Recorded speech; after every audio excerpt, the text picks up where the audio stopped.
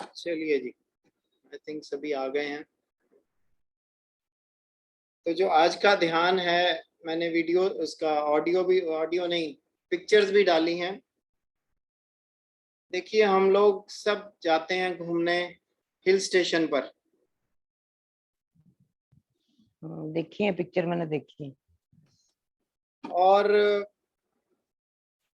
जितने भी hill stations हैं उसमें देखिए ज्यादातर एक ऐसी मार्केट होती है जहाँ पर तिब्बतन मार्केट होती है, और तिब्बत जो बौद्ध के मंदिर होते हैं वो ना कहीं जरूर होता है वहां पर।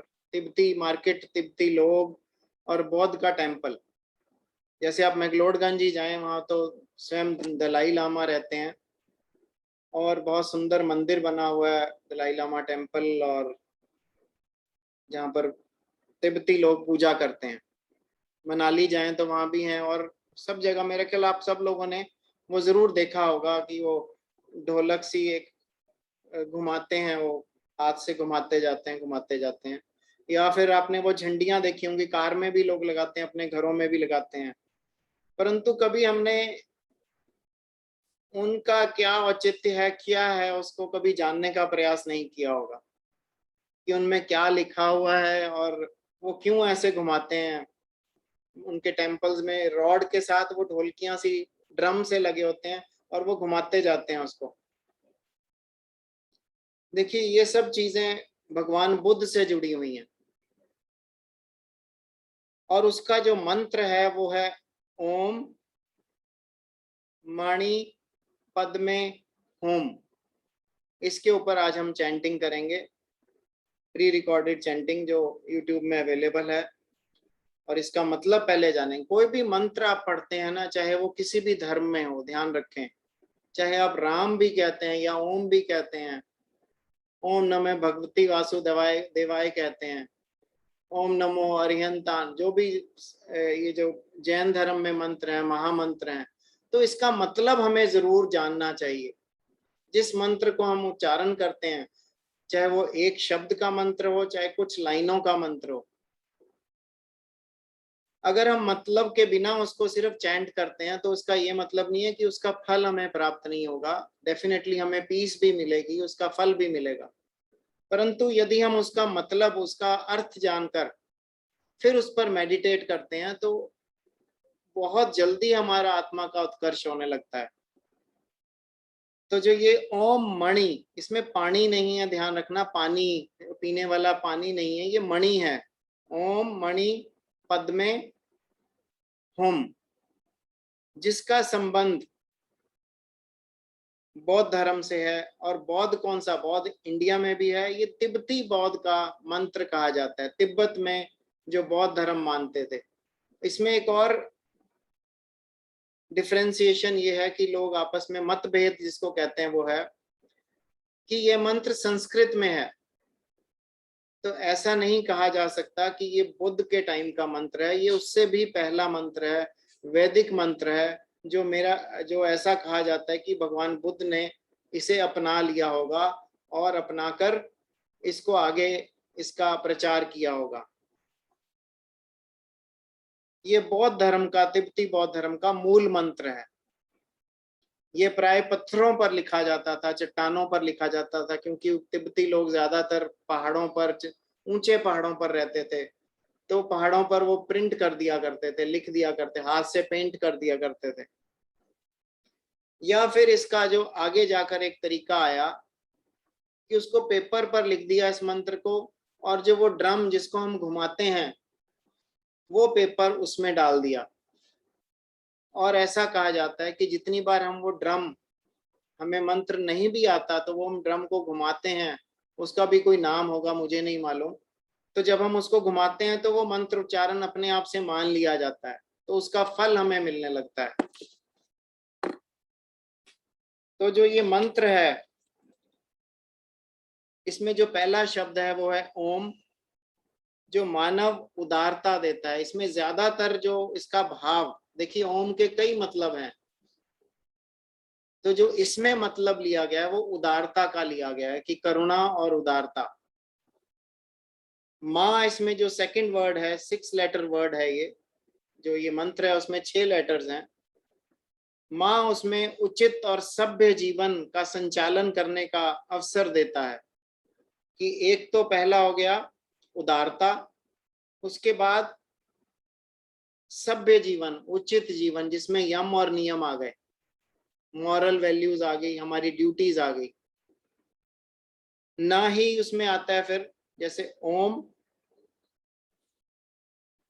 मणि, पद में हम। ओम का मतलब हो गया उदारता, माँ का मतलब, मणि का मतलब माँ, पहले हम अगर माँ को हम लें तो उसका मतलब हो गया उचित और सभ्य जीवन। नी का मतलब नहीं, धैर्यता, पेशेंस। और उसके बाद ड म है, पैड, प और ड, वो है आनंद की प्राप्ति। बल और आनंद, मतलब हमें बल भी मिलता है उसमें और आनंद भी मिलता है जब हम इस मंत्र का उच्चारण करते हैं, तो ये दो चीजों की हमें प्राप्ति होती है। और लास्ट में है हम, उसका मतलब रहता है, आई यू भी बीच में आ जाता है, मदद करना, ध्यान करना, और हम का मतलब ज्ञान को विकसित करना। तो इतनी डिटेल जो इसमें हमने लिखी हुई है ट्रांसलेशन में, उसका सीधा साधा सा मतलब ये हो जाता है कि हमें ज्ञान और बुद्धि मिले, विवेक मिले, जो हम गायत्री मंत्र के माध्यम से मांगते हैं, उसी तरह का थोड़ा सा ऊपर नीचे करके बुद्धि भी मांगी है, प्रकाश भी मांगा है, ज्ञान भी मांगा है, अपना लाइफ में जो यम और नियम का पालन करना भी इसमें मांगा है, और उसका जो फल है और इसका जो जीवन में प्रभाव पड़ता है इस मंत्र का उच्चारण करने के बाद, क्या फल मिलता है। देखिए, हम कोई भी काम करते हैं पहले भगवान से फल मांग लेते हैं कि इतने रुपए का प्रसाद चढ़ाऊंगा तो मुझे ये मेरा काम कर देना। तो आज जो हम मंत्र का उच्चारण करेंगे, उस फल की प्राप्ति निष्काम सेवा, निष्काम भावना, निष्काम भक्ति, निष्काम उपासना करते हुए करेंगे, ताकि हमारा उत्कर्ष हो, चीजें हमें अपने आप मिल जाएंगी, भौतिक वस्तुओं की प्राप्ति अपने आप हो जाएगी। उनको, उनका मतलब, प्राप्ति का मतलब उनका हमें जरूरत ही नहीं महसूस होगी, इतना हमारा आत्मोत्कर्ष हो जाएगा। तो प्राप्ति अपने आप होगी जब उसकी हमें कामना और जरूरत ही नहीं रही, इच्छा ही नहीं रहेगी, आनंद के साथ इच्छा नहीं रहेगी, खुशी के साथ, प्रसन्नता के साथ, दुखी होकर नहीं। तो जो इसका प्रभाव पड़ता है हमारे जीवन का, इस मंत्र का, इस अनुष्ठान वाक्यांश का पवित्र अर्थ सिर्फ प्रतीकात्मक नहीं है कि हमने पढ़ लिया और उसका हमें फल मिल गया। इसका जो अंतिम और मेन प्राप्ति हमें होती है वो है आत्म सुधार, आत्मा का सुधार होता है हमारा। बौद्धिक मान्यता के अनुसार मोक्ष की प्राप्ति होती है। गायत्री मंत्र भी यही कहता है कि हमें मोक्ष की प्राप्ति के लिए हमें रास्ता दिखाता है, व्यवहारिक लाभ देता है हमें। धार्मिक ग्रंथों का ये कहना है कि इस मंत्र के उच्चारण तथाकथित निचली दुनिया में पुनर्जन्म से बचाता है। जो जिस दुनिया में हम रह रहे हैं, इस मंत्र की व्याख्या के मुताबिक उसको निचली दुनिया कहा गया, क्योंकि ये दुख और सुख दोनों साथ जुड़े हुए हैं। हमें कितना मर्जी हम अमीर हो जाएं, कितनी मर्जी हमें वस्तुएं प्राप्त हो जाएं, कितनी मर्जी हमें मान पद और प्रतिष्ठा मिल जाए, हम बहुत सुखी होते हुए भी कहीं ना कहीं दुखी हैं। चाहे वो बड़े से बड़ा इंसान कह लो, इनका राष्ट्रपति और प्रधानमंत्री कह लो, या फिर कोई सिंपल आदमी या भिखारी भी कह लो। यही है यह अभ्यास संसार के चक्र को बाधित करने का। जो ये मंत्र का उच्चारण है वो हमें संसार के चक्र को बाधित करना, मतलब पुनरपि मृत्यु, पुनरपि जन्म, बार बार जन्म और मृत्यु जो हमें जन्म लेना पड़ता है, उस चक्कर से हटाने के लिए ये मंत्र हमारी सहायता करता है। और जो हमारी दुख की नींद है, ऐसा भी कहा जाता है कि जब हम मनुष्य जीवन में व्यवहार करते हैं, इस जन्म हमें मनुष्य का मिल गया, जैसे ही हमें जन्म मिला वो दुख का कारण है, जन्म लेना ही दुख का कारण है, जन्म का मतलब दुख। तो दुखों की नींद से ये हमें पार ले जाता है। बाहर ले जाने में सक्षम है ये मंत्र। तो हम इसी मंत्र को उच्चारण करते हुए, क्योंकि इस मंत्र का उच्चारण मैंने भी पहले नहीं किया, आज ही सुबह मेडिटेशन में ये मंत्र कहाँ से यूट्यूब में आया तो मेरे को बहुत अच्छा लगा, तो मैंने सोचा आज इसी पर हम मेडिटेट करेंगे। तो मैंने सर्च किया, थोड़ा सा मैंने इसको पढ़ा, तो ये मंत्र आज हम इस मंत्र के माध्यम से थोड़ा ध्यान करेंगे। अपने अपने आसन पर कंफर्टेबल होकर बैठ जाएं।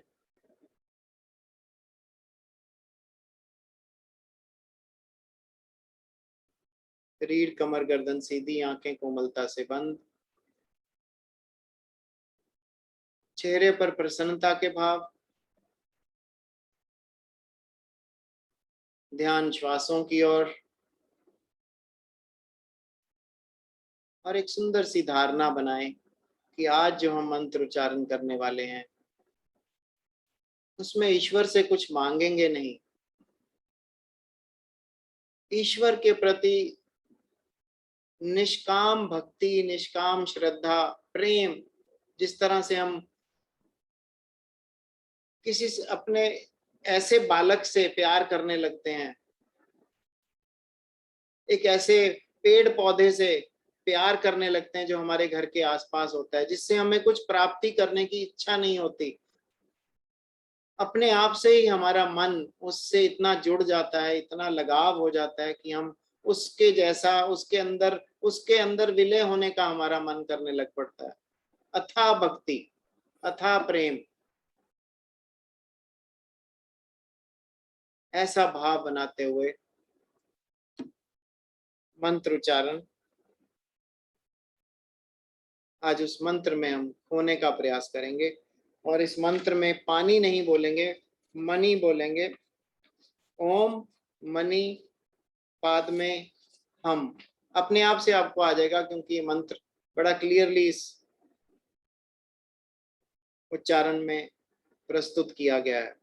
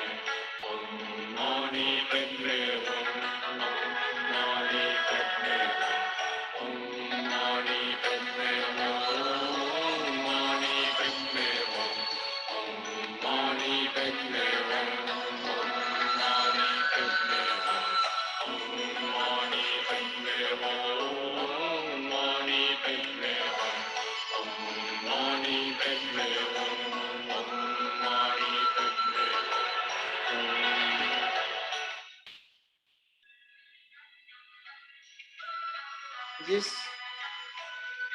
परम पिता परमेश्वर को हम जिस रूप में भी मानते हैं, ऐसा महसूस करें वो परम पिता परमेश्वर मेरी उंगली पकड़कर मेरे पास खड़े हैं। अपना प्रेम, अपना वात्सल्य, अपनी करुणा मुझ पर बहा रहे हैं। उन्होंने मुझे एक छोटी सी किश्ती में बिठा लिया है और इस भव सागर से पार लिए जा रहे हैं। बड़े प्रेम के, बड़े करुणा के साथ उनकी आंखों में मेरी आंखें हैं। उनकी आंखों में देखते हुए मेरा मन प्रेम से भर उठा है। मैं उनके साथ बहता जा रहा हूँ, बहता जा रहा हूँ इस भव सागर के पार। महसूस करें उस परमपिता परमेश्वर का सानिध्य।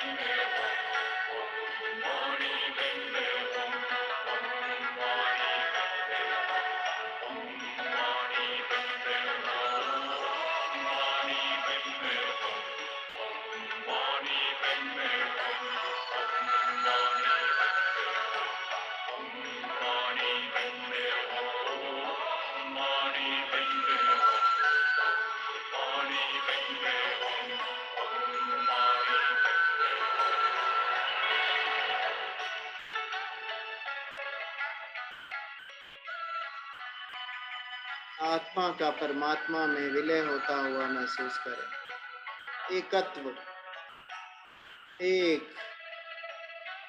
अभेद,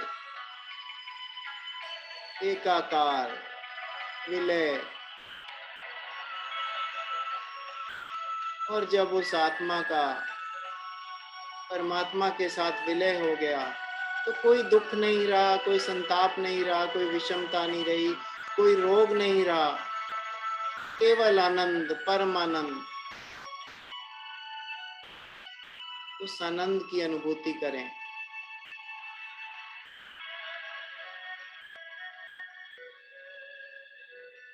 उस ईश्वर का सानिध्य महसूस करते हुए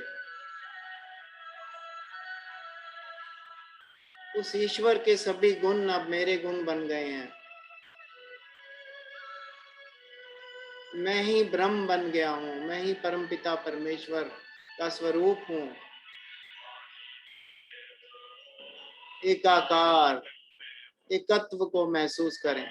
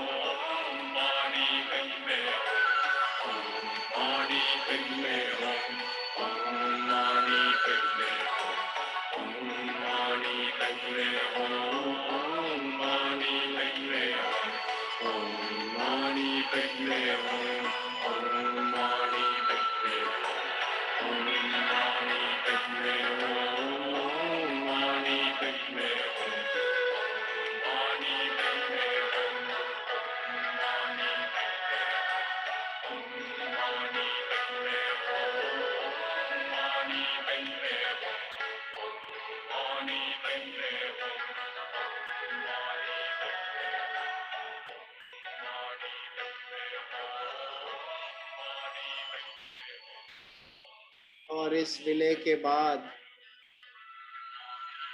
जब मैं निद्रा में उतरूंगा तो मेरा ईश्वर मेरे साथ होगा।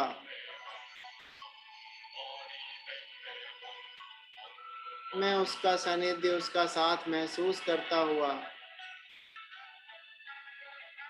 गहरी निद्रा में उतरूंगा और जब सुबह उठूंगा तो अपने आप को दिव्य महसूस करूंगा।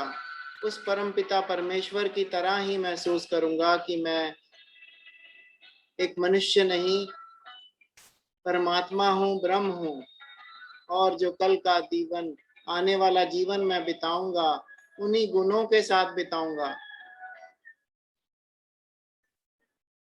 मेरी अविद्या का नाश हो चुका है, मेरे दुर्गुणों का नाश हो चुका है।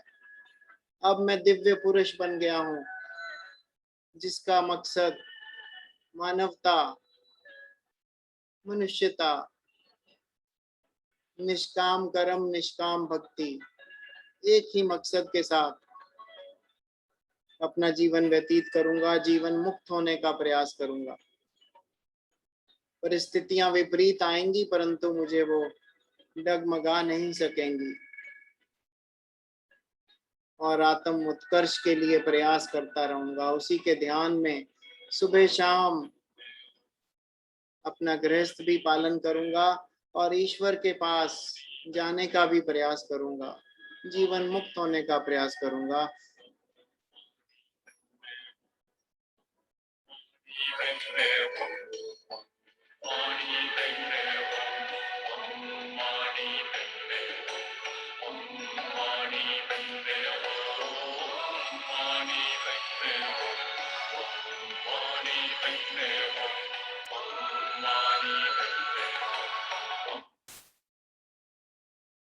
Let us come back to the space.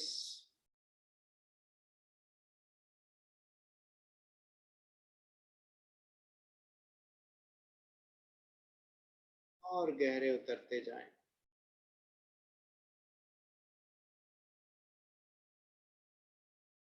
अभी भी मंत्र की गूंज मेरे मस्तिष्क में, मेरे हृदय में, मेरे कानों में मुझे स्पष्ट सुनाई दे रही है।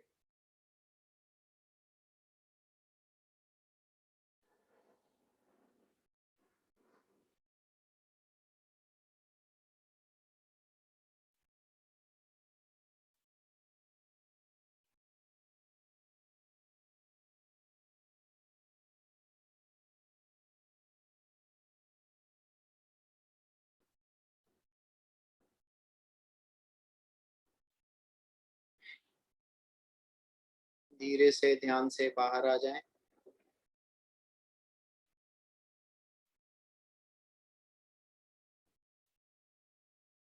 शरीर बोध प्राप्त करें।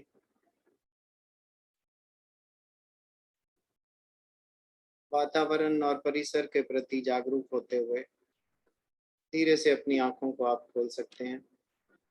ओम ही सत्य है, ओम ही सत्य है, ओम ही सत्य है। Thank you and I love you. आपका बहुत बहुत धन्यवाद समय देने के लिए, ध्यान में मेरे साथ आगे चलने के लिए।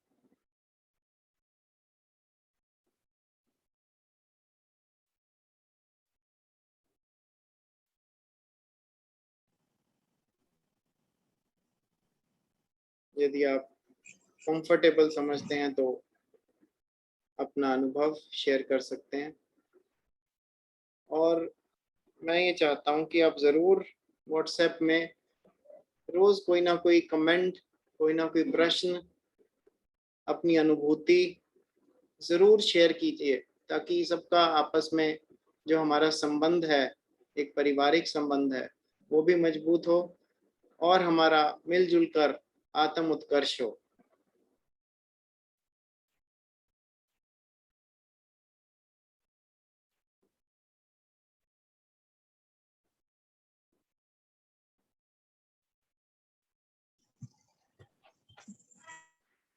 बहुत बढ़िया रहा भाई साहब।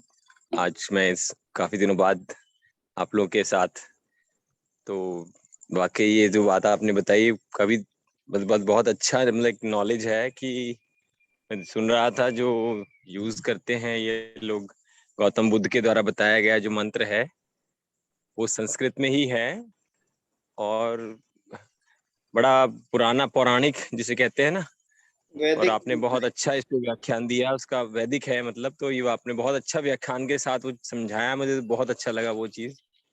बहुत ही बढ़िया जी, बहुत ही बढ़िया। अब क्लास में आए तो अल्टीमेट मतलब काफी दिनों से मुझे लग रहा था मैं काफी कुछ मिस कर गया इसका मतलब, बीच में थोड़ा सा व्यस्तता के कारण। हाँ नहीं, आई कैन अंडरस्टैंड, आप बिजी हैं, कोई बात नहीं, पूरा जीवन यही करना है। जी जी जी। चलिए बहुत बहुत ही बढ़िया, आप बढ़ते रहे, हम तो हम इस बहाने हम लोग भी उतर जाएंगे, साथ साथ आपके साथ साथ उतर जाएंगे हम भी। बहुत बहुत धन्यवाद, आपका बहुत बहुत धन्यवाद। धन्यवाद जी। Thank you. धन्यवाद भाई साहब। कल थैंक फिर, यू, गॉड ब्लेस यू बेटा। थैंक यू जी, कल नमस्कार 7 आंटी बजे जी, मिलेंगे। नमस्कार जी। नमस्ते बेटा। ओके कल भाई 9 साहब, थैंक यू जी, गुड कल 9 नाइट। बजे मिलेंगे जी सब। देखते हैं कौन सा ध्यान जी करते हैं, जो ईश्वर की इच्छा होगी वो करवाएंगे। Thank you all.